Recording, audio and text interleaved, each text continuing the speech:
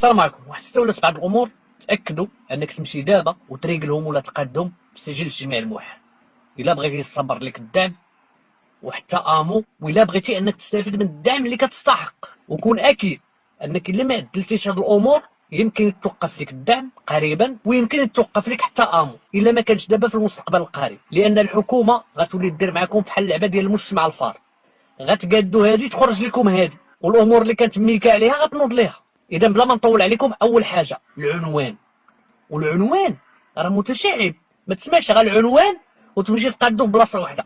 تبع مزيان هاد القضيه ديال العنوان اللي نايض عليها لاغاط هاد الايامات. الجزء الاول تطابق العنوان ديال الاسره المسجله في السجل الموحد. انت رب الاسره معك مرتك وولادك وخوتك وباك وامك وخالتك وعمتك، خص يكون عندكم نفس العنوان. نتوما اسره مسجلين كاملين كاسره في السجل الموحد، كلكم يكون عندكم نفس العنوان. فين؟ في السجل الوطني للسكان. مزيان. اذا هذا الجزء الاول. الجزء الثاني ان هاد افراد الاسره اللي سيدي مطابق العنوان ديالهم في السجل الوطني للسكان وعندهم عنوان واحد، داكشي سجلوا كاسره في السجل الموحد وكيستافدوا بها من الدعم وامو ولا من واحد منهم، ان العنوان اللي مسجلين به هما كل واحد فيهم، العنوان اللي مسجلين به كاملين يكون هو العنوان اللي عند كل واحد فيهم في لاكار. بالنسبه للناس البالغين، الناس اللي وصلوا السن ديال لاكارت اللي هو من 16 عام الفوق. الحاجه الثانيه الحاله العائليه، واش مزوج ولا مزوجه على حسب شكون داير رب الاسره، مطلقه مطلق، حتى انت ارمله وغتجيكم علاش ارمله ارمل.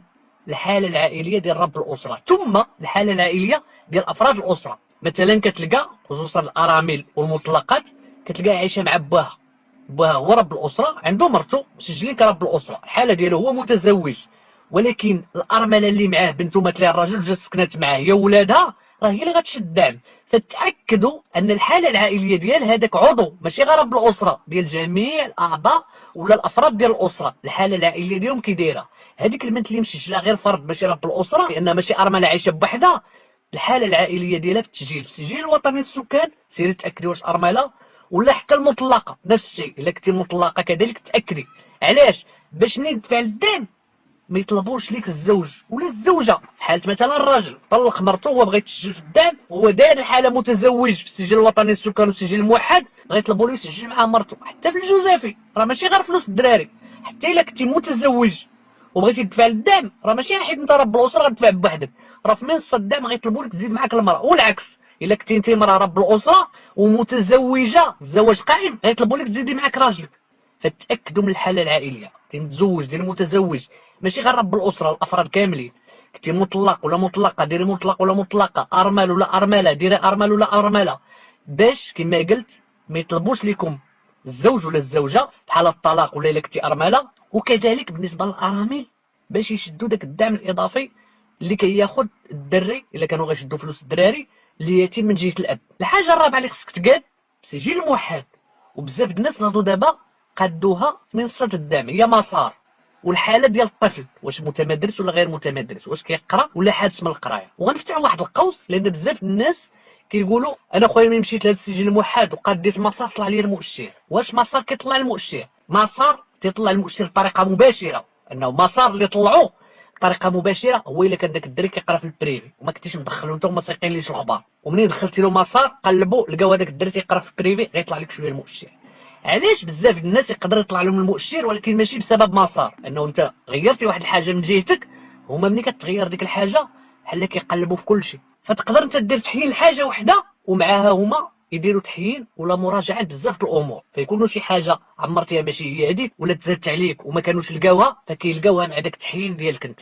فراه ماشي بالضروره مسار هو اللي كيطلع المؤشر. كذلك الاعاقه، اي فرد ماشي غير الدراري الصغار ماشي غير الاطفال عندهم شي اعاقه شير ليها السجل الاجتماعي الموحد، مهم جدا. لان حتى هي بالنسبه للاطفال كاين واحد الدعم تكميلي ديال الاعاقه، وكذلك بالنسبه حتى للاشخاص الكبار الا كان شي دعم مستقبلا غيتوجه لذوي الاعاقه ولا الناس من ذوي الاحتياجات الخاصه، فراه غادي يعتمدوا على السجل الموحد. لان اي دعم غيكون مستقبلا ولا كاين دابا راه كيدوز على السجل الموحد، هادو كونوا اكيدين منها 100%.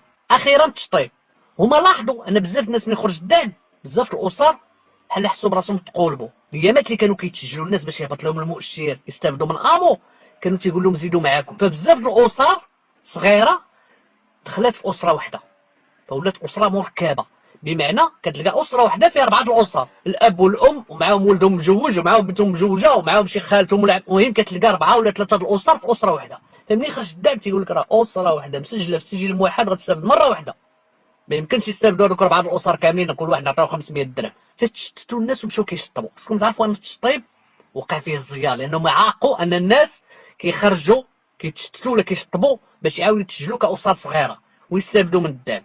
فزيروا في التشطاب دابا اغلب الحالات خصك ضروري تمشي لمركز خدمه المواطنين، بمعنى المقاطعه ولا القياده اللي تسجلتي فيها ودير التشطيب. وحتى الاسر اللي كتشتت مثلا تيخرج واحد هو ومرته ويمشيو يتسجلوا بوحدهم، ولا واحد المراه مثلا كانت عايشه مع باها مطلقه ولا ارمله وباها اللي كيستافد ولا امها وهي ما كتستافدش فخرجت باش تسجل بوحدها.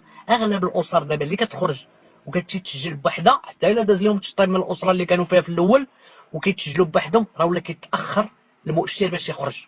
وكيركزوا كنرجعوا للقضيه الاولى على العنوان، انك تثبت لهم انك فعلا ساكن بوحدك، انك ما ساكنش مع ديك الاسره اللي بغيت تشطب منها في حاله التشطيب. داكشي علاش كيزيروا خصك تثبت ويتاكدوا انك فعلا ما ساكنش مع دوك الناس باش يشطبوا عليك من عندهم. وفي حاله التسجيل كاسره انك فعلا ساكن بوحدك ولا ساكن مع الاسره اللي بغيتي تسجل فيها دابا.